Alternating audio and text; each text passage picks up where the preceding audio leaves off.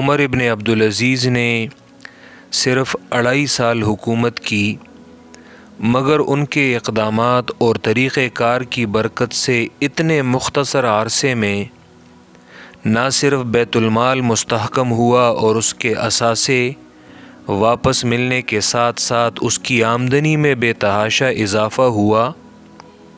بلکہ عام لوگوں تک خوشحالی کے اثرات اس حد تک پہنچے کہ اس دور میں زکوٰۃ ادا کرنے والے اپنی زکوٰۃ کی رقم لے کر بازاروں میں گھومتے اور آوازیں دیتے تھے کہ کوئی مستحق ہو تو ان سے زکوٰۃ وصول کرے، تاکہ وہ اپنی ذمہ داریوں سے سبکدوش ہوں، یعنی ان کی زکوٰۃ ادا ہو جائے، مگر معاشرے میں کوئی زکوٰۃ کا مستحق شخص نہیں ملتا تھا۔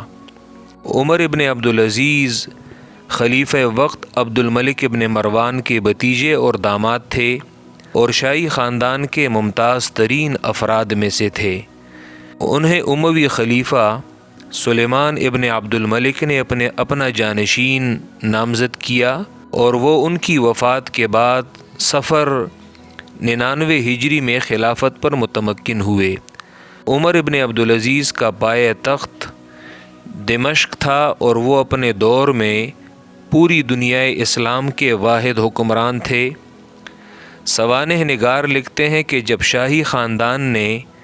خلیفہ سلیمان ابن عبد الملک کی وفات کے بعد عمر ابن عبدالعزیز کے ہاتھ پر خلافت کی بیعت کی تو انہوں نے سب سے پہلا کام یہ کیا کہ دمشق کی جامع مسجد میں عوام سے خطاب کرتے ہوئے کہا کہ خلیفہ کا انتخاب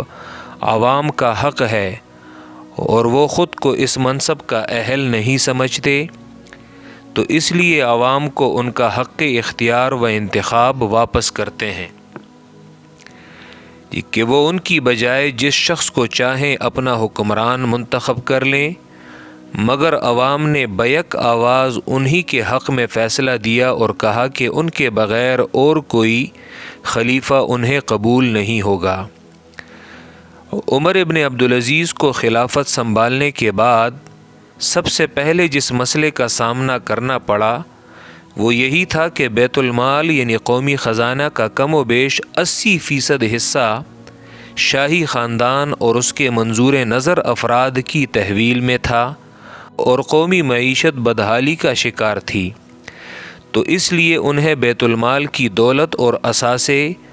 ناجائز طور پر قابض افراد سے واپس لینا تھے۔ چنانچہ انہوں نے اپنی ترجیحات میں سب سے پہلا نمبر اسی کو دیا اور خلافت سنبھالتے ہی اس مشن کا آغاز کر دیا۔ تو اس مقصد کے لیے انہوں نے جو عملی طریقہ کار اختیار کیا اس کے 3 حصے تھے اور تینوں پر انہوں نے بیک وقت عمل درآمد کا آغاز کیا۔ سب سے پہلے احتساب کا عمل انہوں نے اپنے آپ سے شروع کیا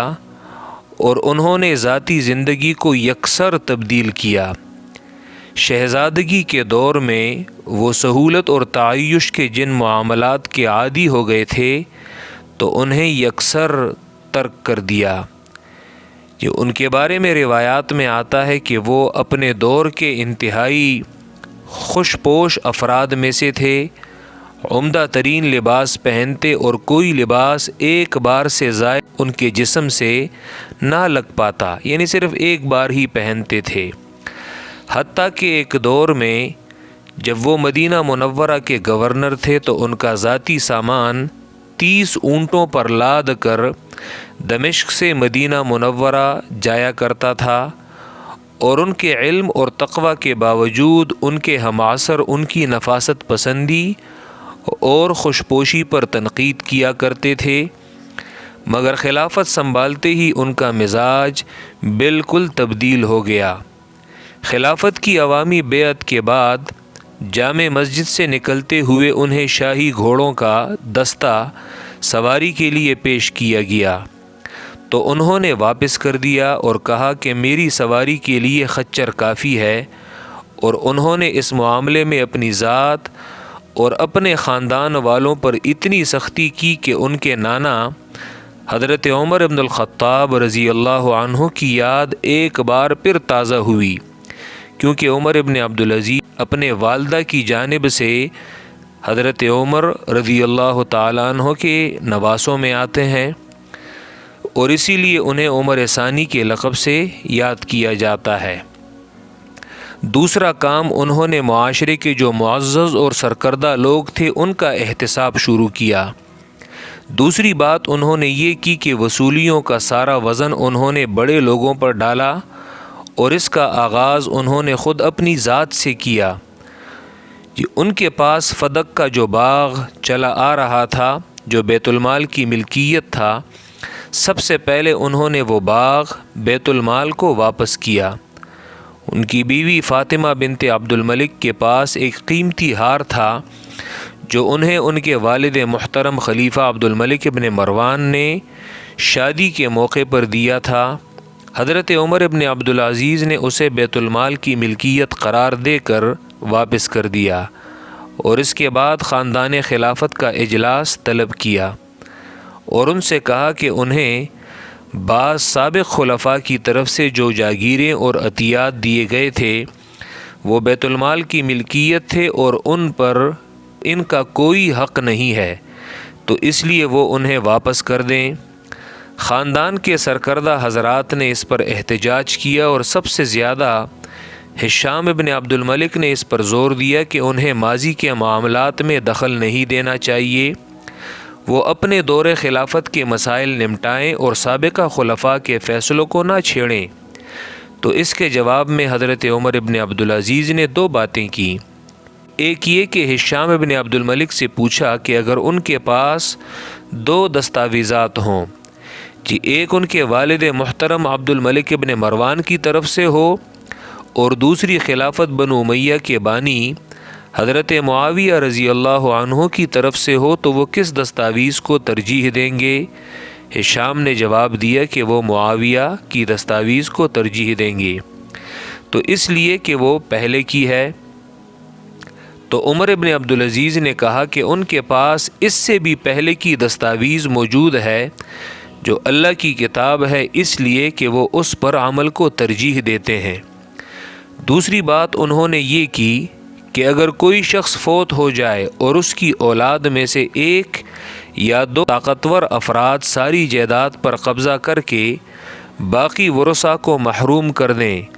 اور کسی وقت آپ کو یہ اختیار حاصل ہو جائے کہ آپ ان کے درمیان انصاف کر سکتے ہوں، تو آپ کیا کریں گے؟ ہشام نے جواب دیا کہ میں قبضہ کرنے والوں سے جائیداد واپس لے کر سب ورثاء میں اصول کے مطابق تقسیم کروں گا۔ تو عمر ابن عبدالعزیز نے کہا کہ میں بھی یہی کچھ کرنے لگا ہوں۔ چنانچہ خلافت کے خاندان کو ان کے بے لچک رویے کے آگے سپر انداز اور تسلیم ہونا پڑا اور بیت المال کی ساری دولت اور اثاثے 2 ہفتے کے اندر قومی خزانے میں واپس آ گئے۔ تیسرا کام، انہوں نے عام لوگوں سے ٹیکس اور محصولات کا بوجھ وہ کم کیا۔ تیسرا کام عمر ابن عبدالعزیز نے یہ کیا کہ عام لوگوں کے ساتھ نرمی کا سلوک اختیار کیا اور سابقہ حکمرانوں کی طرف سے کیے جانے والے بہت سے سخت اقدامات انہوں نے واپس لے لیے۔ متعدد ٹیکس منسوخ کر دیے، عوام سے ٹیکسوں کی وصولی کا طریقہ کار آسان کر دیا، بالخصوص غیر مسلموں پر کی جانے والی زیادتیوں کا نوٹس لیا اور انہیں بہت سی سہولتیں فراہم کیں۔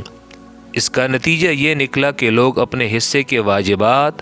خوشی سے ادا کرنے لگے اور بیت المال کی معاشی حالت مستحکم سے مستحکم تر ہوتی چلی گئی۔ اور اس سلسلے میں عمر ابن عبدالعزیز نے خود ایک بار فرمایا کہ عراق کے صوبے میں لوگوں سے ٹیکسوں کی وصولی میں حجاج ابن یوسف کے دور میں بہت سختی ہوتی تھی، متعدد ناجائز ٹیکس بھی لگائے گئے تھے، اس کے باوجود عراق سے مرکز کو وصول ہونے والی رقم کبھی 2,80,00,000 درہم سے نہیں بڑھی، مگر میں نے وصولی کا نظام آسان کر دیا ہے اور بہت سے ٹیکس ختم کر دیے ہیں، جس کی برکت سے میرے دور میں عراق سے مرکز کو وصول ہونے والی رقم سالانہ 12 کروڑ درہم تک پہنچ گئی ہے۔